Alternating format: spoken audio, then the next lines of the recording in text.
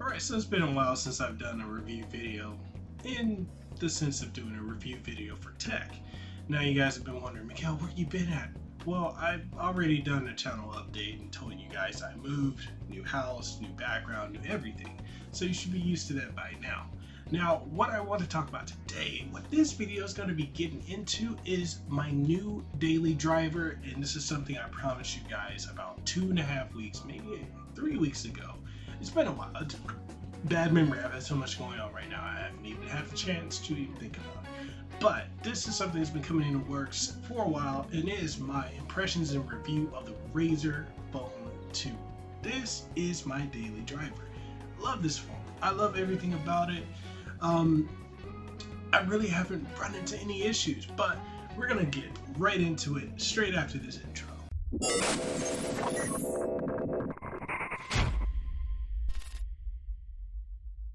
Now, when it comes to the Razer Phone 2, you've seen a lot of videos where people doing panoramic views, they're doing all kinds of things, and they're talking about, oh, you know, the gaming phone from the non-gamer perspective. And well, yeah, you can do that type of perspective, and it can be intriguing to some people. To me, as a gamer, I want to know what this can do, and no, that doesn't mean I'm going to be playing Fortnite or I'm going to be playing PUBG. Although I do have those, I'm not really into Fortnite. And PUBG, yeah, I'd rather play it on my Xbox or PC. Now, this thing can handle a lot of gaming. I've played a lot of games from Another Eden to Dragalia Lost to Fire Emblem and just more. And the most important of them all is the fact that I've been playing this really amazing Beats of Rage mod game called The Legend of the Double Dragon from Mr. Q himself, Magneto. If you're a Double Dragon fan, this is a game you want to be playing. Now, there's a lot about this phone, from the battery life, and I'm going to tackle it as a perspective of someone who is a IT analyst. Now, as you guys know, I work for a hospital, and you know, I'm a technical analyst there, or a business systems analyst, however you want to put it. So I do a lot of work that has me, basically I need to be a power user. You know, I need to do RDC access, I need to use certain types of applications for work, you know, for the applications and programs that I manage. And I had a Note 8, and I almost went to a Note 9 when I saw that this phone had the same exact specs as that, minus the pen, for significantly less than what I wanted. Actually, if you compare the Razer Phone 2, the baseline Note 9, then you're looking at a tremendous difference when it comes to quality, performance, just because the base Note 9 only has about 6 gigs of RAM. The only model of this, I mean, there's a color variation, of course, of the Razer Phone 2 comes with 8 gigs of RAM. 8 gigs. An Android phone. I know a lot of people are like, oh, well, the iPhone has only 2 or 4 gigs of RAM and it runs better. Yeah, well, look, this runs silky smooth. I've really not run into any real issues. I mean, I will get into that later on in the video. There are a couple things that I have run into that have given me some issues here and there, but nothing that has stopped it from just working out of the box, full throttle. It's so good. Now, a lot of people, I've seen a lot of reviews where people are complaining about the resolution of the screen not being like, you know, AMOLED or Super AMOLED, the fact it's an LCD screen. Not an issue to me. I mean, I've had it next, you know, right next to the new iPhone, as well as next to the Samsung line. And okay, so I can see a difference, but to me, that doesn't really make that big of a difference. It looks good, it's clear, it's bright, it does what I need to do. One of the other things too, when it comes to like the sound, oh my god, like the audio on this thing, the front firing speakers, yo, they rival the iPhone XS, or you know, iPhone X, the XS, the XS Max. I keep forgetting the naming conventions of it. I just had the iPhone X. I didn't decide to jump to the new one. These speakers rival that. They're that damn loud. Even in comparison to like the iPhone, I mean, in comparison to like the iPad Pro, the newer one, even, you know, the last 2 iterations of the Pro, these are louder. Like, I'm blown away with how loud this plays music. It's truly something I have not experienced in the phone. I'm used to hearing teeny tiny audio. This one, I just, and this can get into like the whole design aspect of it, because a lot of people are not a fan of like the boxy design of it. You know, of course, as you can see, it's a fingerprint magnet. While you can get a case, I feel like the case makes it too bulky. I've got a D brand skin. It's my first time. Yeah, I'm not trying to be another one of those tech YouTubers that has a D brand slide. Like, oh, you need to get this D brand skin. Oh, it need to be paired out with a D brand skin. This could be my first one, because I'm like, you know what? I like the feel of this without a case, and I want to see what it would be like with the skin. So I decided to order a D brand skin. I spent like 15 bucks. They'll be on the way. Hey, maybe I might have a sponsorship with them at some point. I don't know. Fingers crossed. We've been doing a lot of things on this channel lately. Anyways, the boxy design, a lot of people don't like. A lot of the tech reviewers I've seen have been complaining about the weight of it. They say, oh, you can't use it with one hand. Here's the thing. I have big hands, as you can see. This phone, I can grab it like that. I can easily access it either way. You know, the fingerprint locks here. So I can easily unlock it this way. I can easily unlock it that way. It doesn't matter. My hands, this does what I need to do. It's perfectly in my hand. Feels good in the hand. You know, it really does.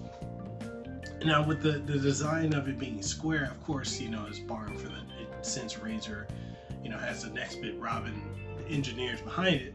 Of course, it's got that next bit Robin look, which, okay, a lot of people don't like it. It's not for them. Oh well. When I'm gaming like this, I don't have to worry about the fact that I'm touching all the screen or anything like that. You know, I'm just grabbing it. Feels good in the hands. You know, I still got the speakers firing at me, and I'm able to comfortably hold it and play my game. Now, does the phone get hot? A lot of people have been saying it gets burned to a touch, which it can if you are doing way too much. Like if you're trying to do like, so one YouTuber, he had it running and connected to like an Elgato HD60S. He's trying to run it also out to a TV. That's some insane stuff. I don't recommend doing that, but you can play comfortably. I can't tell you how many hours I've been playing, you know, Star Ocean, Space Pioneer, which is another game. If you are looking for a good game to play, Space Pioneer is definitely that one. You know, another Eden, Langrisser, you know, Fire Emblem Heroes, Dragalia, Puzzle Fighter, you know, Beats of Rage, or the Beats of Rage engine. I don't have any issues with it. It just works. It doesn't get hot to me. Now, the only time it's ever felt like slightly warm is like, oh, if I'm putting it on like a wireless charger. Of course, with the glass back, it's gonna feel that way. But I mean, that's what any of these phones that are using glass back technology these days. But you know, it feels good in the hand. It doesn't get too hot. One of the other things too I really like about it is the battery life. Now, 4,000 milliamps. The battery lasts me all day from when I wake up. Usually I get up and I go to work at like 7 o'clock in the morning. 7:30, I'm heading out of the house, heading to work to get there by 8. So from that time, from the moment I get up to the next day, midday, I still have battery. And I know a lot of people are like, oh, screen on time, or, you know, Antutu benchmarks and all that. I don't care about all that, because, yeah, I'm not about to regurgitate all that information. The fact is, this lasts me for what I do.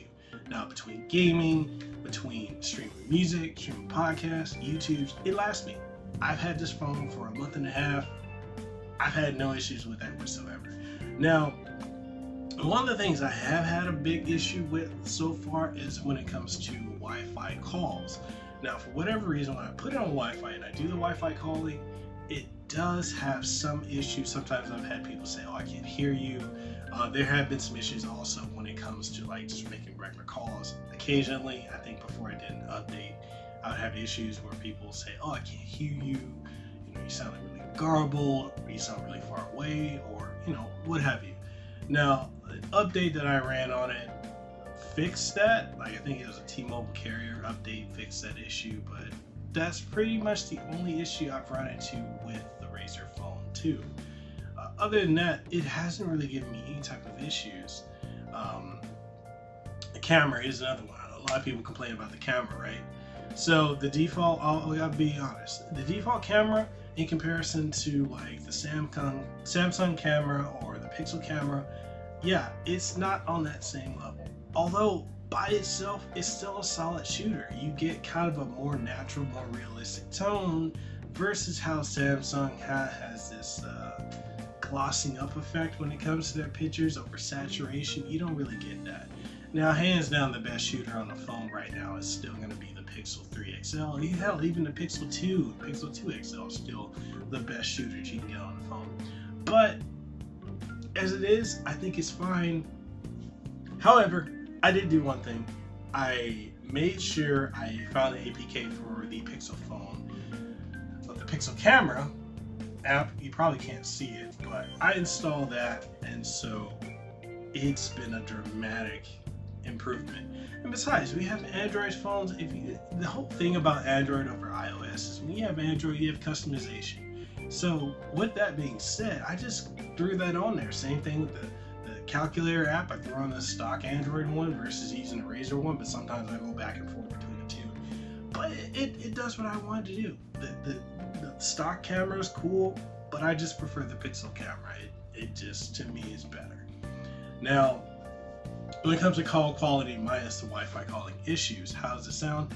It sounds really good. I've had people say that they really, there's no difference between them hearing me on this phone versus hearing me on the Note 8 or the Note 9 or even the Pixel.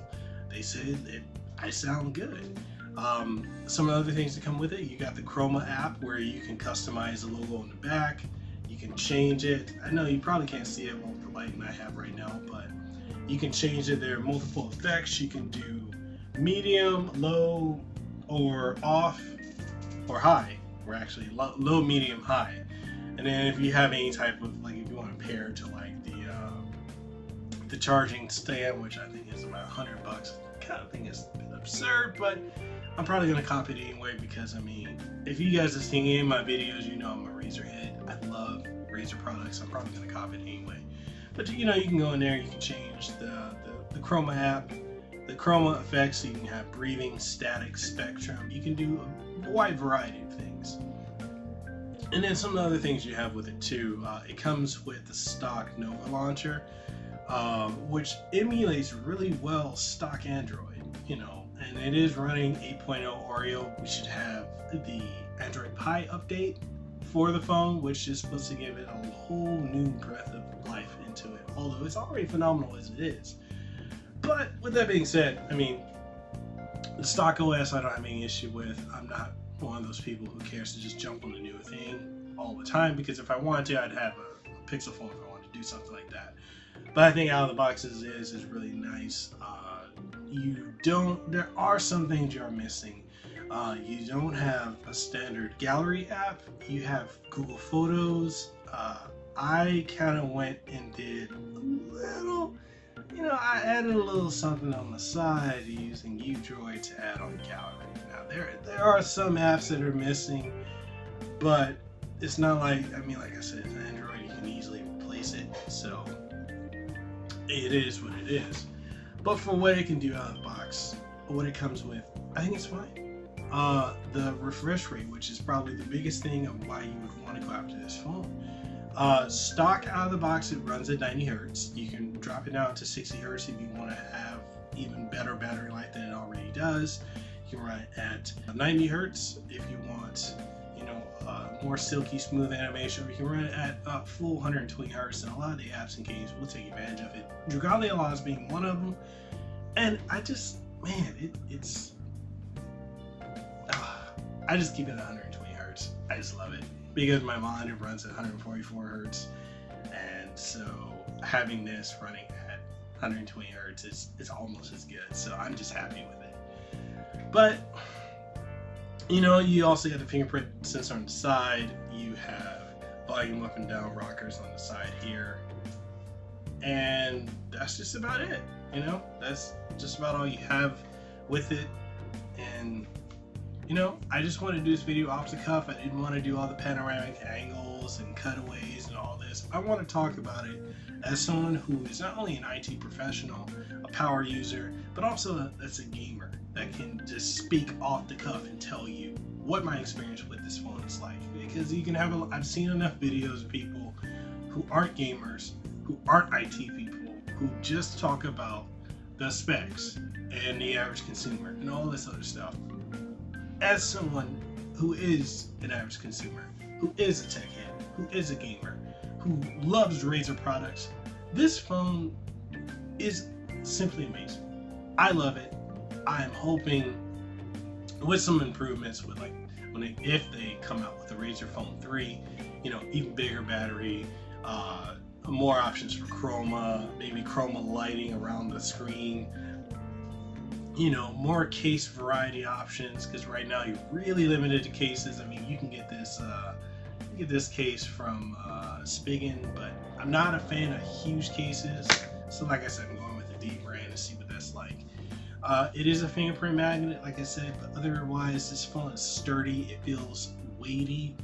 I like the weight of it. I like the feel of it. It does everything I need to do.